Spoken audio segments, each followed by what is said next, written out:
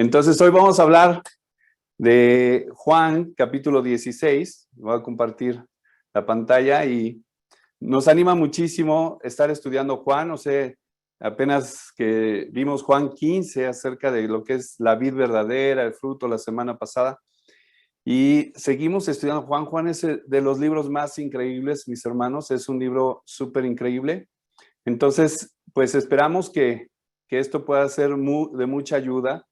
Y este es uno de los capítulos más difíciles de explicar porque es donde Jesús habla un poco más. No es todo lo que hay muchísimo para estudiar del Espíritu Santo, pero obviamente la idea es poder aprender hoy sobre el Espíritu. Amén.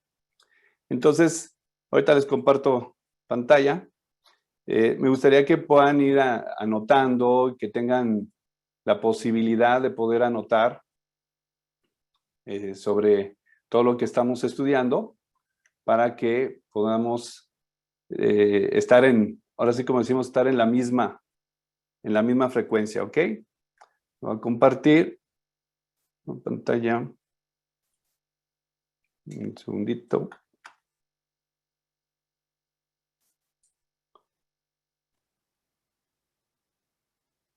Aquí está. Que de repente se me desaparece el cursor. Ok. Ahí estamos. Y si lo puedes ver, dame así, para que estemos en lo mismo, ¿ok? ¿Sí se ve? Bueno, perfecto. Voy a acomodar aquí y poner de este lado.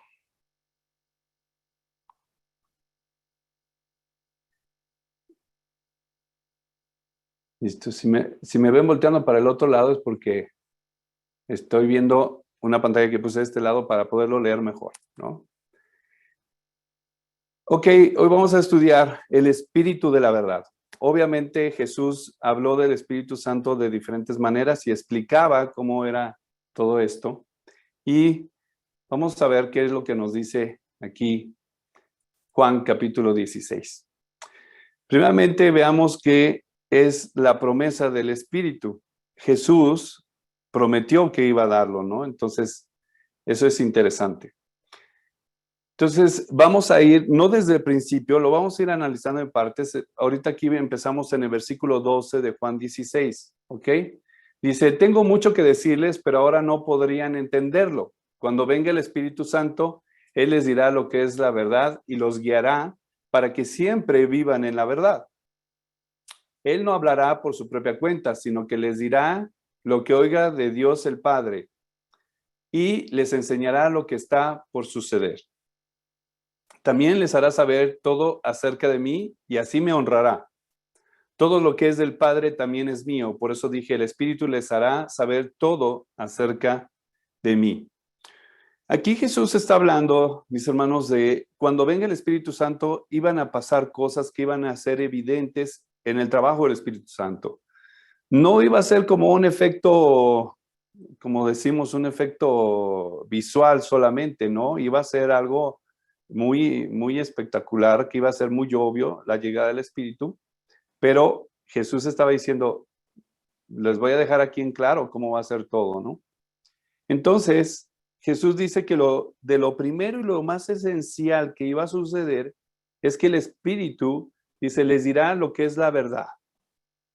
¿Y qué sabemos que es la verdad? Sabemos que la verdad es la palabra de Dios. Entonces, todo lo que el Espíritu nos quiera decir, primero, siempre, siempre, irremediablemente, va a ir hacia la palabra de Dios. No podemos decir que el Espíritu nos está guiando si estamos escuchando, ¿sí me explico?, a nuestros pensamientos o los pensamientos de alguien más. Y decir, bueno, es que el Espíritu me dice, ¿no? Tenemos que tener mucho cuidado con esto. Tenemos que entender, el Espíritu nos va a guiar a toda la verdad, todo lo que es de Dios, a la palabra de Dios. Jamás el Espíritu te va a decir algo como, pues, si te sientes deprimido, date un tiro, ¿no? O sea, jamás. Entendamos que el Espíritu siempre nos va a llevar a ver a Dios, a ver a Jesús. Dice que nos va a guiar para vivir en la verdad. Entonces, nos va a llevar en todos los sentidos hacia la verdad. No podríamos pensar que el Espíritu nos guíe a decir mentiras. No podríamos decir que el Espíritu nos lleve a engañar a las personas. Entonces, por eso está Jesús diciendo, Él no va a hablar ni siquiera por su propia cuenta, sino todo lo que oiga de Dios el Padre, lo va a enseñar. Y tenemos que entender, el Espíritu también es un maestro, porque nos enseña. Muchas veces, mis hermanos, ya ha sido algo que hemos platicado muchísimo. El Espíritu nos puede enseñar a estudiar la Biblia. La mayoría de nosotros pensamos que necesitamos un curso, necesitamos muchas cosas. Eso ayuda. Es como, vamos, te va a mejorar. Pero si tú y yo ya tenemos el Espíritu Santo, desde el día en que nos bautizamos, tenemos que entender que el Espíritu Santo nos quiere enseñar. Ahora, pues mi esposa es maestra y yo he visto a muchos maestros, ¿no? Y yo también he enseñado y pues hay alumnos que no quieren aprender. Entonces tenemos que preguntarnos si yo soy el tipo de alumno para el Espíritu Santo que me dejó enseñar. Muchas veces no queremos aprender y ahí es donde viene el problema. No está el problema en que el Espíritu no nos enseñe o que la Biblia sea muy confusa. Para muchos de nosotros, cuando llegamos a la iglesia, no sabíamos nada de Dios y entendimos la fe. Y aún todavía no teníamos el Espíritu. El Espíritu nos estaba ayudando a entenderlo. Y vamos a hablar más adelante un poco más de cómo lo hace, pero en realidad lo que nosotros tenemos que entender es que ninguna cosa que tú digas es del Espíritu nos llevará a una mentira, nos guiará a hacer algo que no es de Dios o fuera de la voluntad de Dios. Todo lo contrario, cuando tus pensamientos o mis pensamientos, nuestros pensamientos están desviándonos, el Espíritu lo que va a hacer es regresarnos a Dios. Es como cuando tú estás pensando en algo y como pecar y el Espíritu dice, no, frena, espérate, no, piénsalo, no, mira, Dios dice, y te recuerda la palabra de Dios. Recuerden que el Espíritu Santo llevó a Jesús a ser puesto a prueba por el diablo en el desierto y Jesús, la manera en que venció fue recordando las Escrituras. Entonces tenemos que darnos cuenta que el Espíritu jamás nos va a guiar a una mentira. Jamás va a ser espiritual el hecho de alejarte de la fe, el hecho de alejarte de Dios, el hecho de dejar de orar, el hecho de dejar de estudiar la palabra de Dios, jamás va a ser algo del Espíritu. Eso debe quedarnos muy claro, mis hermanos. Jamás algo que te desvíe de Dios será del Espíritu. Nadie que diga, voy a irme de la fe, ahora creo en Mahoma, será algo del Espíritu. Jamás. El Espíritu dice que va a hablar todo acerca de Jesús. El Espíritu te va a llevar a profundizar tu relación con Dios. Te va a llevar a las Escrituras a profundizar y conocer más acerca de Jesús. Jamás el Espíritu te va a llevar a otro libro y a perderte. Jamás. El Espíritu es el que te dice, ora, lee, para que conozcas más de mí, para que conozcas más de Jesús. El Espíritu no solamente te hace alabar a Dios y poner una canción, te hace obedecerlo y después lo alabas. Lo alabamos, ¿por qué? Por lo que hemos visto en Él. El Espíritu nos muestra todo. Dice, les hará saber todo acerca de mí. Eso fue lo que Jesús estaba prometiendo. Y eso es algo muy grande, mis hermanos. En el capítulo 14 ya lo habíamos visto, pero lo íbamos a profundizar en el 16. Dice Jesús, pero el Consolador, el Espíritu Santo, a quien el Padre enviará en mi nombre, Él les enseñará todas las cosas y les recordará todo lo que les he dicho. La palabra de Dios dice que todos los profetas fueron inspirados por Dios, por su Espíritu para escribir. Todos los apóstoles fueron inspirados por el Espíritu. La Biblia no está inspirada por los hombres. No son los hombres lo que le hicieron, es que crearon un sistema. No, es el Espíritu.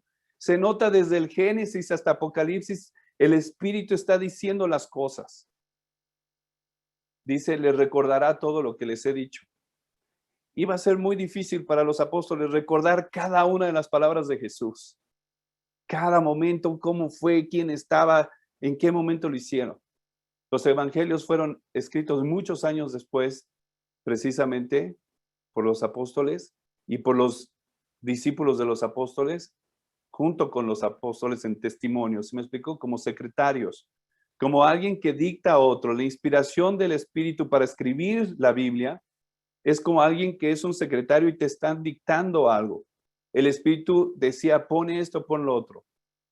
Hay tanta verdad, mis hermanos, en la palabra de Dios, que los evangelios, los autores se revelan a sí mismos y hablan de sus propios pecados. Si esto fuera una mentira, si esto no fuera del Espíritu, nadie va a hablar de sus propios pecados para que todo el mundo se entere. El Espíritu jamás nos va a llevar a escondernos algo. Si hay algo que no está revelado en las Escrituras es porque Dios no lo va a revelar no los va a revelar en su momento y no es el momento de saberlo. Pero el Espíritu sí va a revelar aquello que necesitamos saber y que debemos tener mucho, pero muy en claro. Dice Efesios 6:17, Pablo lo confirma de esta manera. La espada del Espíritu es la palabra de Dios. Si hay algo que el Espíritu va a hacer, siempre va a poner la palabra de Dios por delante, siempre va a hablarnos de Jesús, de los evangelios. Nos va a ayudar a comprender que lo que estamos leyendo es verdad y nos va a dar la convicción, sobre todo y principalmente, de que es de Dios lo que se está hablando. Entonces, mis hermanos, esta promesa es increíble porque apenas estamos arrancando motores. Esto es una promesa increíble. Ahorita lo vamos a ver más. Pero es muy especial tener el Espíritu de Dios con nosotros. Esta es una promesa increíble, mis hermanos. Derramaré mi Espíritu. Es algo que Dios había prometido desde tiempos antiguos. Lo explica en Hechos 2, vamos a verlo en el versículo 2. Dice, y de repente vino del cielo un ruido como el de una ráfaga de viento impetuoso, que llenó toda la casa donde estaban sentados. Se les aparecieron lenguas como de fuego, que repartiéndose se posaron sobre cada uno de ellos. Todos fueron llenos del Espíritu Santo y comenzaron a hablar en otras lenguas, según el Espíritu les daba habilidad para expresarse. Lo que estamos viendo aquí es la llegada del Espíritu Santo cuando estaban reunidos los apóstoles. Dice que fue como una ráfaga de viento, ¿no? O sea, impresionante, que llenó toda la casa. Hubo lenguas de fuego que lo rodeaban. O sea, fue una llegada impresionante. El Espíritu Santo no llegó así como, creo que tengo el Espíritu. ¿Tú lo sientes? Pues sí, un poco. O sea, no fue así. Dice que fue impresionante la manera en que llegó y sacudió todo al grado de que la gente se empezó a reunir en donde ellos estaban. Y dice que fueron llenos del Espíritu Santo. Jesús estaba cumpliendo la promesa que les había dado en el capítulo 14. Cuando el Espíritu venga, se van a dar cuenta de todo. Esto es muy impresionante. Todavía es más impresionante lo que sigue. Era una promesa de Dios directa en el Antiguo Testamento. En el Antiguo Testamento dice, y está hablando aquí Pedro y explicando precisamente lo que estaba sucediendo, dice, y sucederá en los últimos días, dice Dios, que derramaré mi espíritu sobre toda carne, y sus hijos y sus hijas profetizarán, sus jóvenes verán visiones y sus ancianos soñarán sueños. Y aún sobre mis siervos y sobre mis siervas derramaré de mi espíritu en esos días, y profetizarán.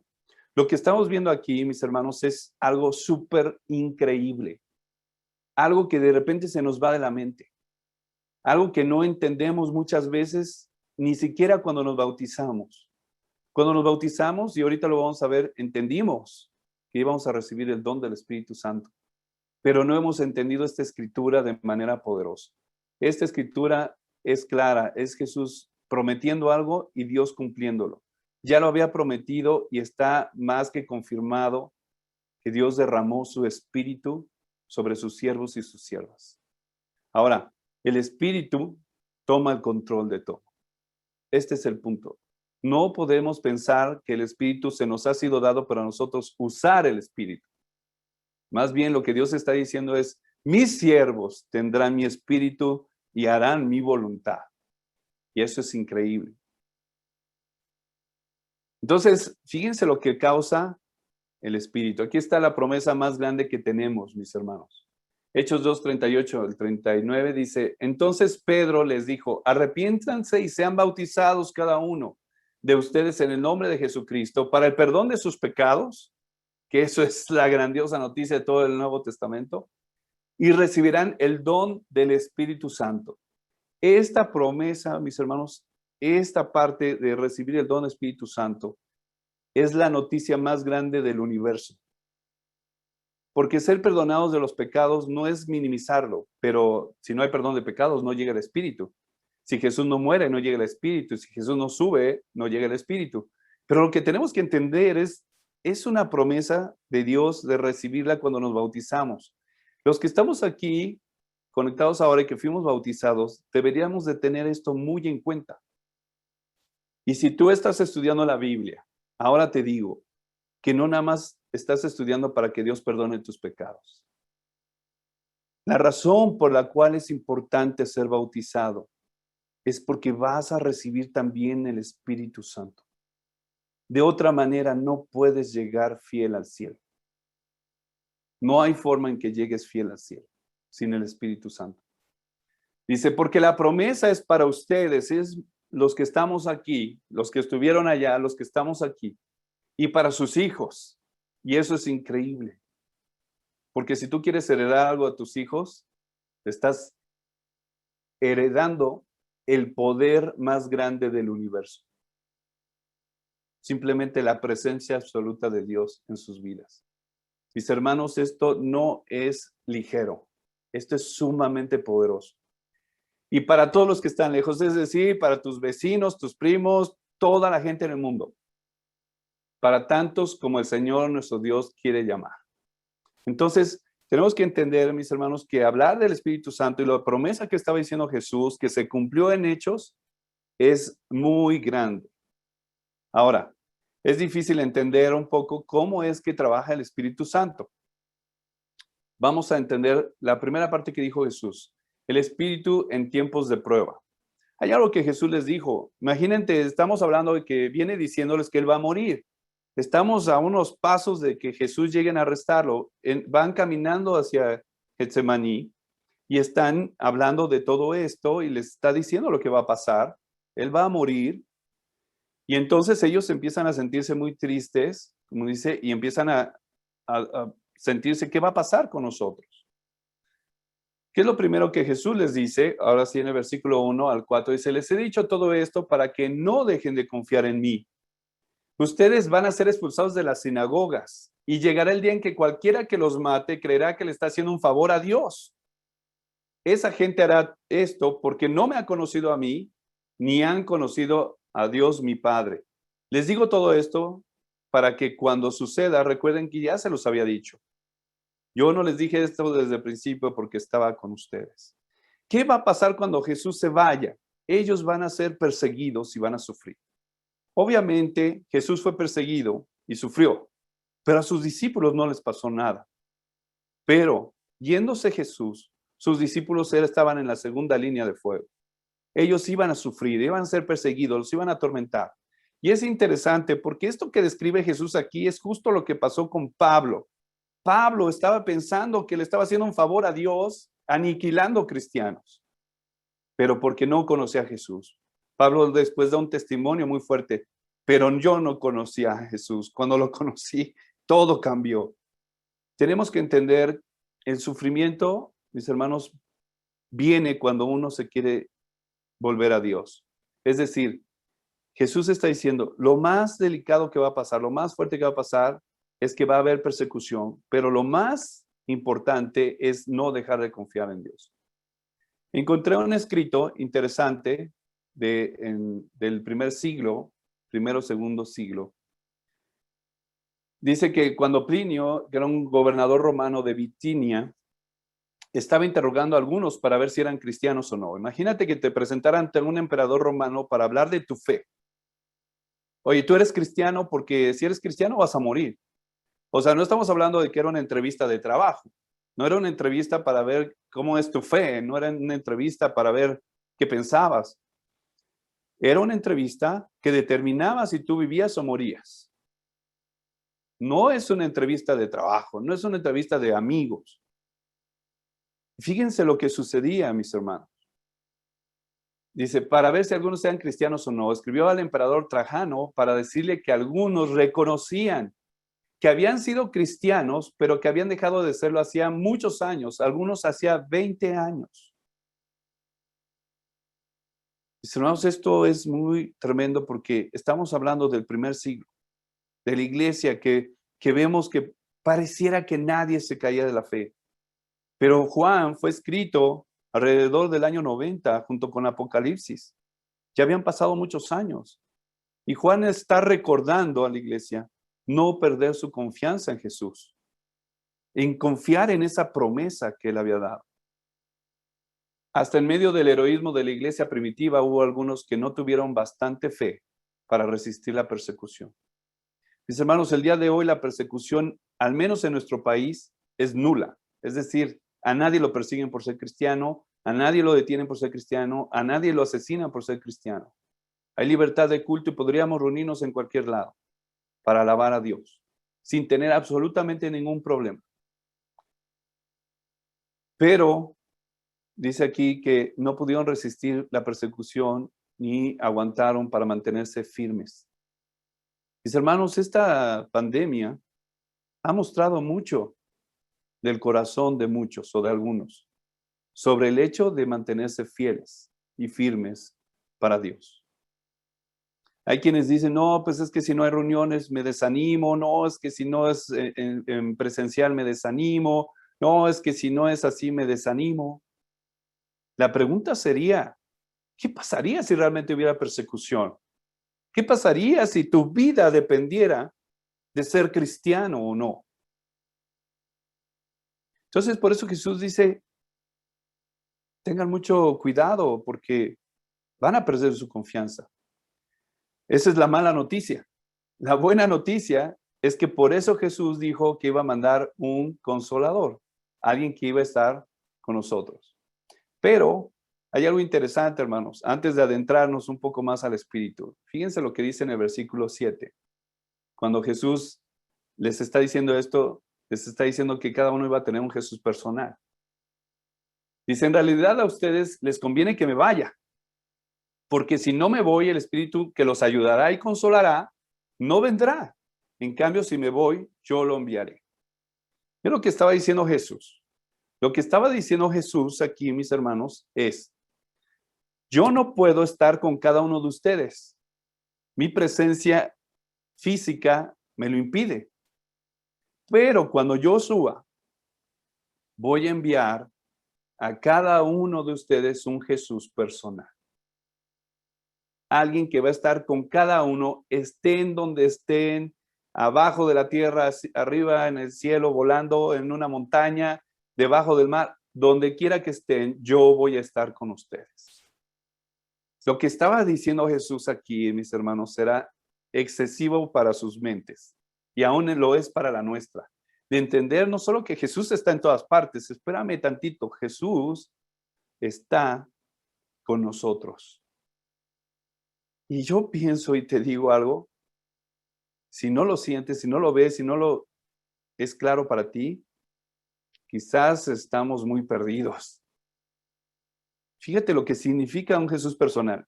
Yo recuerdo que en los años 80, soy chochentero, ¿no? Entonces, pero Román me acompaña en esas épocas, sabe que estamos hablando de los mismos tiempos y muchos aquí son chochenteros, es decir, les gustaba la música de los 80s, ¿no? Y ya estamos revelando la edad de la mayoría, pero había un grupo que cantó una canción, se volvió muy famosa por una canción que se llamaba Jesús Personal, The Personal Jesus. Entonces, fíjate lo que dice parte de esta letra, que me sorprendió mucho. Dice, tu propio Jesús personal. O sea, lo que Jesús estaba diciendo es eso. O sea, voy a estar con ustedes. Mi presencia va a estar con cada uno. O sea, ya no me va a juntar con Pedro, Juan, Santiago, vengan si vamos acá y los demás allá. Ya voy a estar con todos. Por eso les conviene que me vaya. Es impresionante. Dice, tu propio Jesús personal. Alguien que escuche tus plegarias. Alguien a quien le importe. Tu propio Jesús personal, alguien que escuche tus plegarias, alguien que esté ahí, sintiéndote desconocido y estás completamente a solas. Hay cosas en tu pecho que necesitas confesar. Yo te libraré, sabes que soy perdonador. Eso es lo que decía esa letra de esos años, y yo nunca la entendí hasta ahora. Y digo, es verdad, Jesús lo que le estaba diciendo a sus discípulos es, voy a estar personalmente con ustedes. Eso es increíble, mis hermanos. Eso es invaluable. Ahora vamos a entenderlo un poquito más. Hubo un impacto global del Espíritu Santo. Fíjense bien. El impacto global es que Jesús dijo, el mundo se va a dar cuenta. Entonces es un impacto global, es decir, todo el mundo hasta el día de hoy, han pasado 20 siglos, se sigue dando cuenta de esto, aunque no tenga el Espíritu Santo, porque el Espíritu Santo se lo muestra. Eso es increíble, ¿no? Dice, y cuando Él venga, convencerá al mundo de pecado, de justicia y de juicio. De pecado porque no creen en mí, de justicia porque yo voy al Padre y ustedes no me verán más, y de juicio porque el príncipe de este mundo ha sido juzgado. Yo te hago una pregunta. Ahora puedes entender el por qué vivimos en el año 2021 después de Jesucristo. A nivel mundial, todo el mundo sabe después de Jesús. Eso ha durado 20 siglos y nadie lo va a poder cambiar. El Espíritu convenció al mundo de que Jesús era el Hijo de Dios. Hay personas que no lo creen, pero el mundo sabe esto. Sabe que Jesús murió en una cruz, sabe que Jesús fue al cielo, sabe que el diablo fue derrotado. Ahora, ¿cómo lo sabemos? Por lo que vivimos, día con día. Tú sales a la calle y le preguntas a alguien, oye, ¿has escuchado de Jesús? Sí. ¿Quién es? Ah, pues el Hijo de Dios. ¿Has estudiado la Biblia? No. El Espíritu tiene un impacto global, mi hermano. O sea, las siguientes generaciones van a saber de esto, estemos nosotros o no. Es algo que hace el Espíritu, no es algo que hacemos nosotros. Nuestra parte es otra, pero esta es del Espíritu y es poderosa. A nivel de lo que estaba sucediendo, dice, todos se van a dar cuenta. ¿De qué? Fíjate lo que les dijo Pedro. Pedro en el versículo 36 de Hechos 2 le dice, israelitas, ustedes tienen que reconocer de una vez por todas que a este mismo Jesús a quien ustedes mataron en la cruz, Dios les ha dado poder y autoridad sobre toda la humanidad. Todos los que oyeron estas palabras se pusieron muy tristes y preocupados. Entonces le preguntaron a Pedro y a los demás apóstoles, amigos israelitas, ¿qué debemos hacer? Adivina quién movió esto. ¿Quién hizo que Pedro estaba hablando y le dice, ustedes tienen que reconocer de una vez por todas lo que le hicieron a Jesús? Y ellos, fue como un impacto en su corazón y dijeron, se pusieron muy tristes y preocupados. ¿Quién crees que causó eso? El Espíritu. El Espíritu Santo estaba causando eso en el corazón. No lo causamos nosotros. De repente estudiamos con alguien la Biblia y le enseñamos y no, tiene corazón duro. Porque a veces pensamos que somos el Espíritu Santo y que podemos causar y lo traemos de nuevo y lo jaloneamos para que entiende que tú mataste a Jesús. ¿Sabes? Cuentan la historia de un misionero que una vez puso unas fotos de un Jesús en la cruz, en un lugar que fue a predicar, y uno de los hombres se acercó y le dijo, soy yo el que debería estar crucificado. ¿Sabes qué? Nadie puede mover el corazón de nadie más que el Espíritu Santo. El Espíritu Santo va a quebrar el corazón, va a llegar a las personas, los va a convencer de esto. Dice Jesús, el impacto va a ser impresionante, va a ser el Espíritu. Y nosotros somos portadores del Espíritu, pero no somos el Espíritu. Entonces, hay algo que tenemos que entender. Dice Jesús en el capítulo 15, no sabe, el Espíritu, cuando Jesús le habló a Nicodemo del Espíritu, le dijo que no sabía era como el viento, no sabemos ni a dónde va, ni de dónde viene, ni a dónde va. Hermanos, tenemos que entender algo bien interesante. El Espíritu actúa de maneras que desconocemos todavía. Esta clase es tan solo una pequeña ventana a un todo. Por eso lo que estoy ocupando acá es un pequeño agujerito para ver un poco de luz. del Espíritu. Pero de verdad, deberíamos anhelar conocer más del Espíritu Santo y de cómo Jesús se manifiesta en él. Jesús dijo, cuando venga el Consolador, a quien yo enviaré del Padre, es decir, el Espíritu, la verdad, eso lo vimos la semana pasada en el capítulo 15, Él dará testimonio de mí y ustedes también darán testimonio de mí porque han estado junto a mí desde el principio. Hay algo que tenemos que entender, es el Consolador. Vamos a hablar de esa parte, es un poco intensa y larga, voy a ir más rápido, pero tenemos que ver una de las características, una de tantas características del Espíritu Santo es ser consolador. Y para esto vamos a analizar un poco. La palabra consolador es paracletos. Esta palabra tiene un análisis, bueno, lo han analizado al griego por todas partes porque es muy amplia. Es una palabra que no puedo resumir, pero voy a tratar de darles rápido lo que es. Y si te queda alguna duda, no hay problema, esto te lo puedo mandar después. La palabra paracletos tiene su origen en una palabra que se llama parakelein, que significa mandar, llamar o citar. Es decir, cuando tú llamas a alguien, dice, un hombre se le dice que mande llamar a un aliado. Es cuando tú llamas a un aliado. Entonces, el paracletos es el aliado que tú llamaste para que haga algo. Es llamar a un asesor que te aconseje. El Espíritu Santo tiene esa función de aconsejar. Perdón, no quiero descartar a ninguno de los grandes discipuladores que hay aquí, pero el Espíritu Santo es mejor que todos. Un abogado para que te defienda a alguien ante un tribunal. O sea, si tú tienes un problema, que fue lo que pasó en Hechos 4, cuando se llevan, Hechos 3 y 4, que se llevan a Pedro y a Juan, y están ante los tribunales, Jesús les dijo, no necesitan pensar en qué van a decir, el Espíritu les va a dar palabras para defenderse. Dice, es la persona que va a ser tu abogado, ¿no? Es la palabra para difundir coraje ante la batalla también. Es la que los dio que se pusieran ahí, tuvieran valor. Dice, llenos del Espíritu, hablaron con valor. Mira, la vida nos está llamando constantemente a la lucha y el único que nos capacita para hacer frente a las fuerzas enemigas, para competir en la vida y conquistar, es un paracletos. Es decir, una persona que está a tu lado con esa capacidad, una capacidad que tú y yo no tenemos.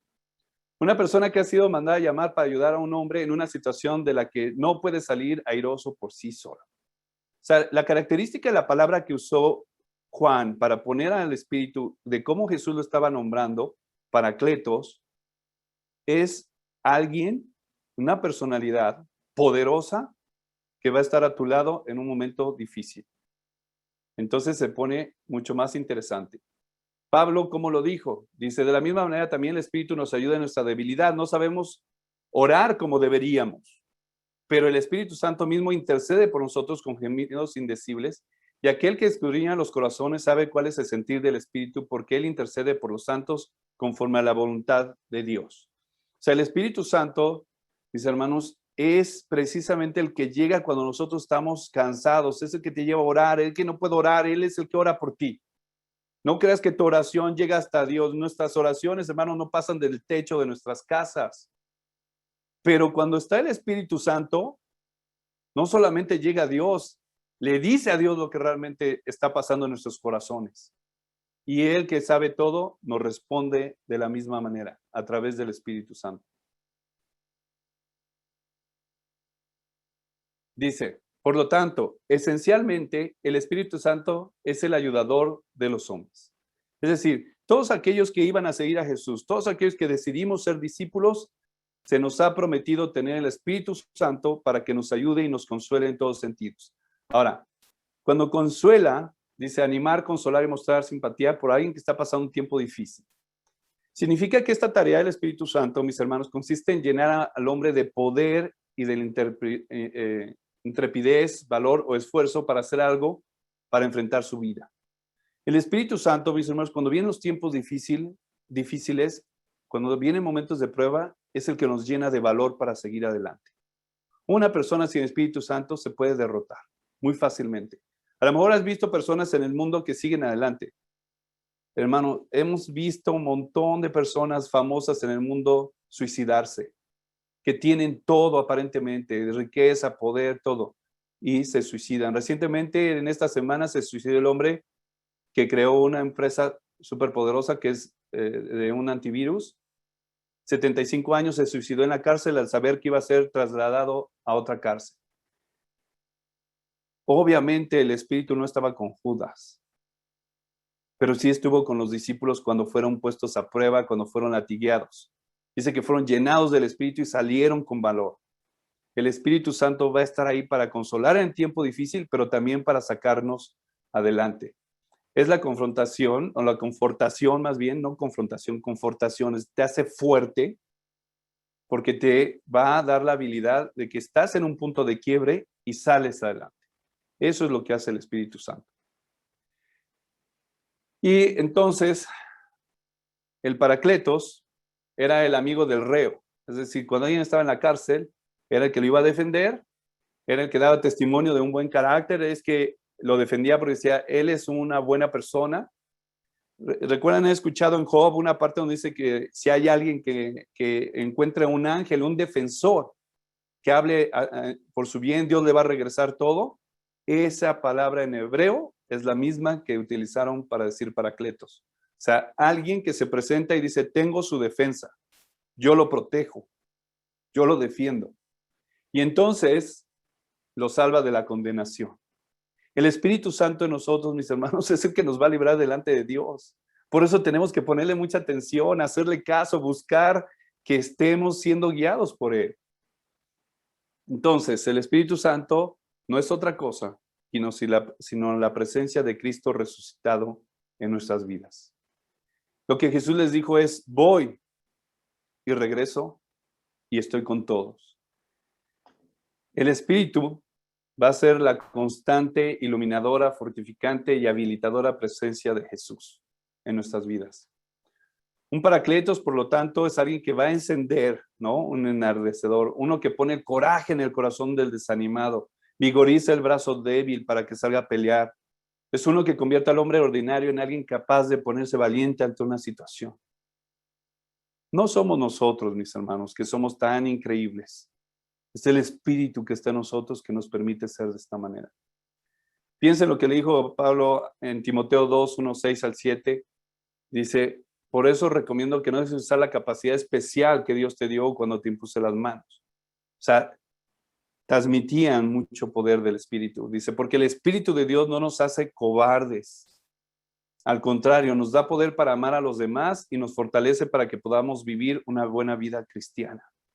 Hermanos, si ustedes se han sentido débiles, si algunos se han sentido débil, tiene que checar cuánto está dependiendo del Espíritu, cuándo está buscando que Dios le llene su Espíritu. La otra vez hablamos, Dios como Padre da en abundancia su Espíritu. Dice, ¿quién le va a negar Dios su Espíritu si se lo piden? Si Eliseo pidió doble porción del Espíritu de Elías, ¿cuánto crees que el Espíritu de Dios nos puede dar? ¿O cuánto Dios está dispuesto a darnos de su Espíritu? Y obviamente el Espíritu Santo es el cumplimiento de la promesa de Jesús de que Él iba a estar con nosotros hasta el último día, hasta el fin del mundo. La mayoría de nosotros hablamos Mateo 28, del 18 al 20, siempre como vayamos a ser discípulos. ¿Y sabes por qué nos quedamos aterrados en la puerta? Porque se nos olvida confiar en la promesa que nos dijo de que Él iba a estar con nosotros cada día hasta el fin del mundo. Esta promesa es la presencia del Espíritu Santo en nuestras vidas. Entonces, es increíble lo que Jesús estaba prometiendo. Por último, para terminar, mis hermanos, ya terminamos, es el espíritu de la victoria. No hay forma en que podamos pensar en una derrota espiritual teniendo al Espíritu Santo.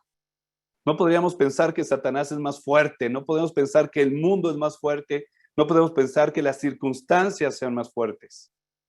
Lo único que podemos pensar con lo que Jesús dijo y con lo que cierra el capítulo 16. Les digo estas cosas para que estén unidos a mí y así sean felices de verdad. Pero tengan valor, yo he vencido a los poderes que gobiernan este mundo. Mi hermano, si esto no te causa estremecimiento, nada lo hará. O sea, Jesús estaba diciendo, yo tengo el Espíritu y por eso voy a vencer. Por eso ustedes deben confiar, por eso ustedes deben mantenerse unidos. Pero lo más increíble es que ustedes también van a vencer. Y si no lo crees, lo repite Pablo en Romanos 8:37, dice, pero en todas estas cosas somos más que vencedores por medio de aquel que nos amó. ¿Y por qué somos vencedores? Si lees este capítulo entero, no habla de otra cosa que no sea del Espíritu. La presencia del Espíritu hace la diferencia para vencer. Porque estoy convencido de que ni la muerte, ni la vida, ni los ángeles, ni principados, ni lo presente, ni lo porvenir, ni los poderes, ni lo alto, ni lo profundo, ni ninguna otra cosa creada nos podrá separar del amor de Dios que es en Cristo Jesús nuestro Señor. ¿Sabes? Una de las muestras más grandes que Dios nos dio en Jesús, no solamente fue que Jesús murió por nosotros, derramó su sangre, entregó su cuerpo, sino que nos dio su Espíritu. No seríamos nada sin el Espíritu de Cristo. No podríamos pensar, analizar, entender la Biblia, tener fe, si no fuera por el Espíritu. La obra del Espíritu, mis hermanos, es súper poderosa. La iglesia depende del Espíritu. Una iglesia sin el Espíritu de Dios no es iglesia, es un club social. Tenemos que entender esto. Y de verdad, mis hermanos, pensar que el Espíritu de Dios nos puede sacar adelante en las situaciones más críticas que podamos vivir. Yo los animo a que piensen mucho en este día, en esta mañana, y ahorita que tomemos el pan y el jugo, nos van a hablar para orar. Veamos el Espíritu de la verdad como alguien que está a nuestro lado tan poderoso, tan increíble. No es un espíritu que se deprime, que dice Pablo, no, es un espíritu de debilidad, es un espíritu de poder.